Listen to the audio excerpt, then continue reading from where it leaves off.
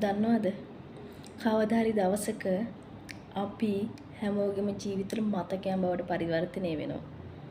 අපිට නොයෙකුත් විදිහට ඇහිලා තියෙනවා එකමත් දවසක එක්කෙනෙක් හිටියා. එයා මෙන්න මේ විදිහයි කියන දේවල්. ඉතින් අපි තව කෙනෙක්ගේ ජීවිතේ කතාන්දරයක් බවට පරිවර්තනය වෙනවා. ඒ කෙනා කියනවා මේ වගේ කෙනෙක් හිටියා. මෙන්න මේ විදිහයි කියන දේ ඒගොල්ලන් කටින් කියවෙනවා. ඒ කියන්නේ අපි තවත් කෙනෙක්ගේ කතන්දරයක් බවට අනිවාර්යෙන් පරිවර්තනය වෙනවා. අපි ඇසුරු කරන හැමෝම හොඳ නරක හැමෝම අපි ළඟ හැමදාම රැඳෙන්නේ නැහැ.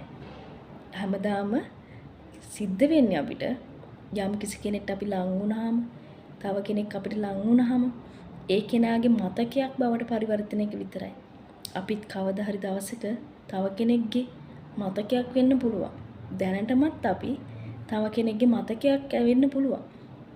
අපි තුලත් ඇති අපේ ජීවිතේ හිටපු අය. ඒතකොට ඒ අයත් අපේ ජීවිතේ මතකයක්. අපිටත් කියන්න පුළුවන් මේ වගේ කෙනෙක් හිටියා මගේ ජීවිතේ කියලා අපිට කතන්දරයක් පටන් ගන්න පුළුවන්. ඉතින් මතක තියාගන්න.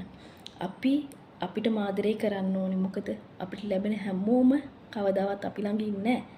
ඒගොල්ලෝ මතකයන් ඉතුරු කරලා යන්න යනවා. එතකොට යාළගාව අපි එක්තරා කතාන්දරයක් විතරයි.